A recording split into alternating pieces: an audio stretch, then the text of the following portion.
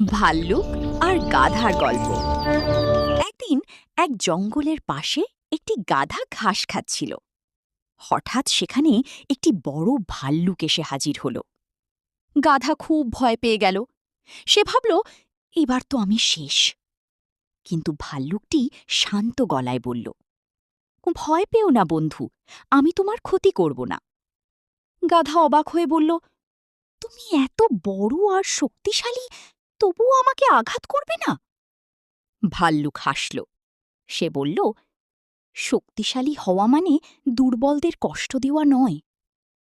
এরপর দুজন গল্প করতে লাগল। গাধা জানতে পারল ভাল্লুকটি খুব একা, আর ভাল্লুক বুঝল গাধাটি খুব পরিশ্রমী ও সৎ।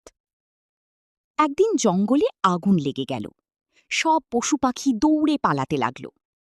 গাধা দেখল ভাল্লুকটি একটি গাছে আটকে গেছে।